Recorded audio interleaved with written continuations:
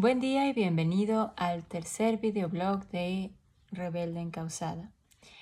Bueno, el día de hoy vamos a conversar un poquito acerca del tema que dejamos pendiente en el blog anterior y que tenía que ver acerca del propósito, de la importancia de encontrar un propósito en la vida, de identificar una razón más profunda de por qué estás haciendo las cosas.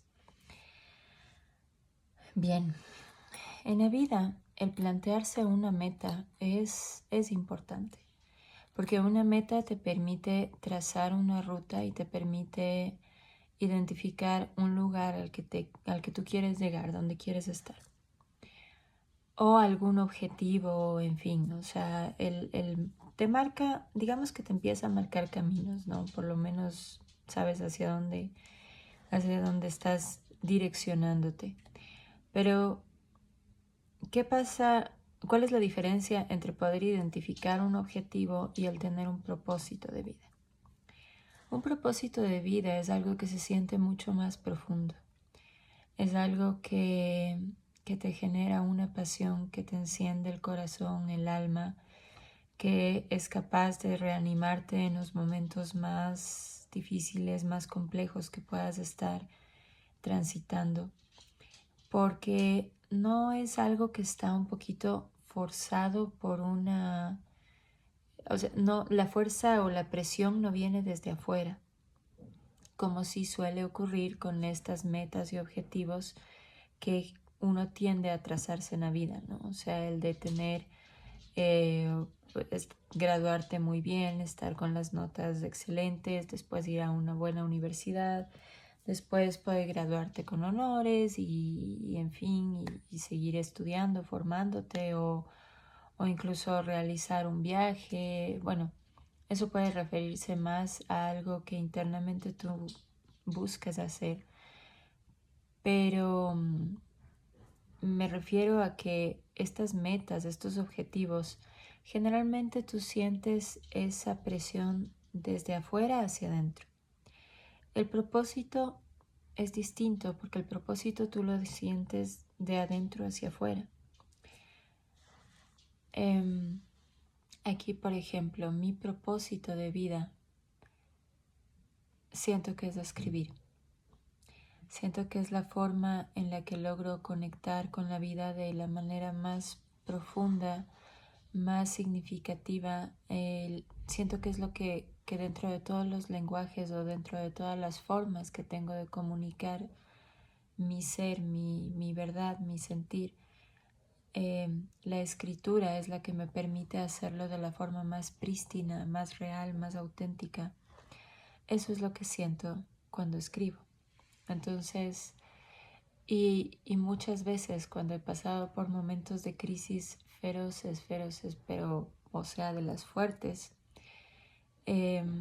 siempre escribir ha sido el espacio donde encuentro ese remanso, ese punto de conexión conmigo, de poder entender qué es lo que estaba pasando y cuáles fueron los pasos que di para llegar hasta allá y cómo puedo caminar de vuelta y cómo puedo nuevamente recuperarme a mí misma, reencontrarme conmigo misma.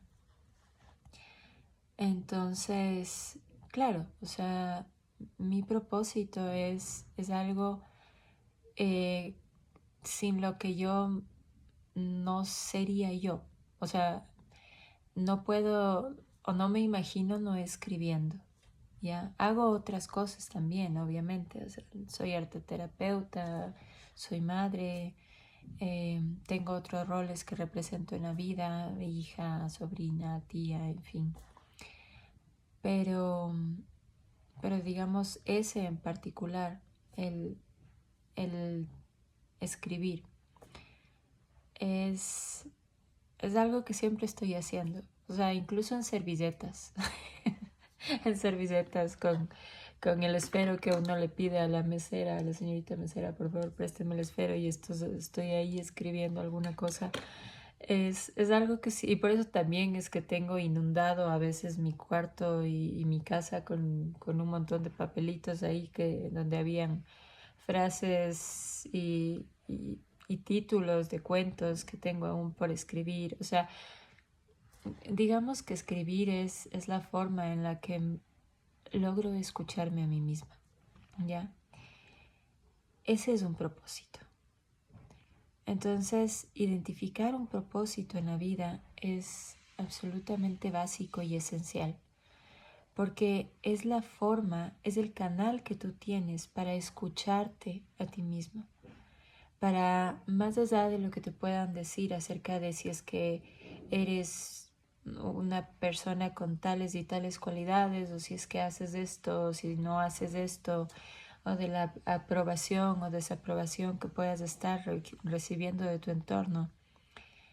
Más allá de todo ese feedback que a veces nos nubla y nos marea y nos deja absolutamente abrumados, e incluso a veces nos lleva a desconocernos, porque cuando tú escuchas demasiado al exterior acerca de lo que sería tu verdad, es decir, acerca de ti mismo, de lo que vales, de lo que sientes, de lo que eres, cuando te acostumbras a escuchar demasiado al exterior, llega un punto en el que ya no eres capaz o te cuesta mucho trabajo el identificar tu propia voz, el saber cuándo. O sea, el poder decir, ok, ahora estoy escuchándome a mí o estoy escuchando a estas personas o a mis padres o a mis tíos o a mis primos o a lo que fuera y a las versiones que ellos tienen de mí, ¿a quién estoy escuchando? Y empiezas a perder identidad y te empiezas a desconectar de quién eres, de lo que eres, de la vida. Es como que empieza a crecer en ti una sensación de no tener identidad, de no tener dirección, de no tener rumbo, de encontrarte un poco perdido, errático dentro de tu propia vida. Y aunque a veces sientes esa rebeldía, esa furia interna y lo que quieres es gritarle a la vida, sí, pero es mi vida, ok, sí, pero aún así, digamos, has sido exiliado de tu propia vida debido a que estás tan habituado a escuchar y a reconocer y a identificar la percepción del resto sobre ti mismo como la verdad, que ya no alcanzas a ver realmente quién eres, cuál es tu valor, por qué estás aquí. ¿Me explico? Entonces es sumamente importante tener identificado un propósito. Te salva de todo tipo de situaciones, créeme. Como les decía en el video anterior, este año ha estado fuertísimo. Ha sido una recalibración de muchas cosas, una reestructuración de muchas otras, y no siempre ha sido sencillo, pero en mi caso el sostenerme sobre la escritura me ha dado un piso bastante sólido sobre el que mantenerme.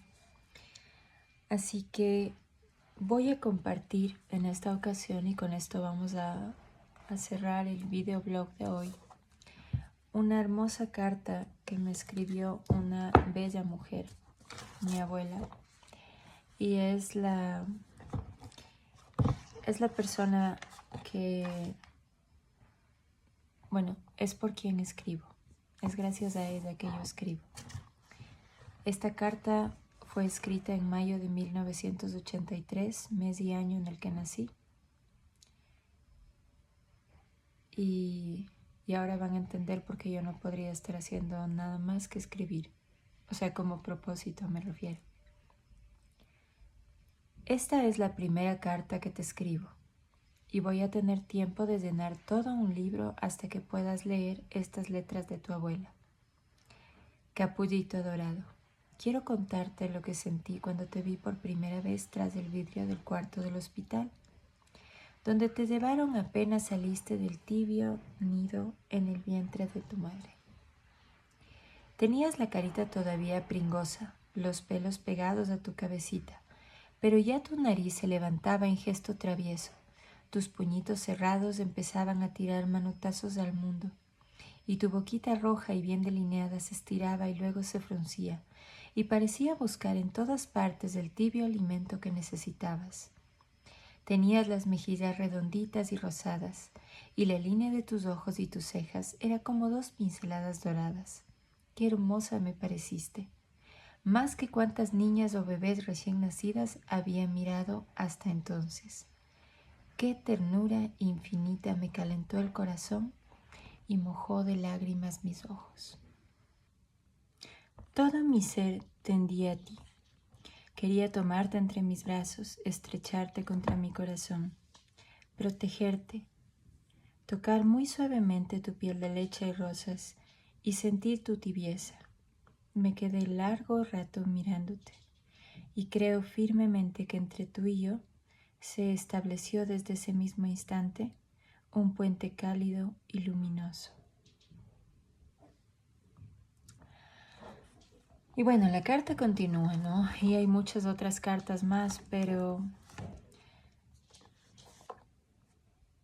ven, la obra maestra de mi abuela. En realidad escribió algunas otras. Escribió una preciosa en donde narra lo que fue su vida creciendo en un pueblo pequeño que se llama Con olor a recuerdo, con sus hermanos, cuenta anécdotas de cuando eran chiquitos, de su vida en la finca. Después escribió otro libro también llamado Cartas a mis nietos, donde se dirige al resto de mis primos también. Y bueno, hay algunas otras obras de mi abuela.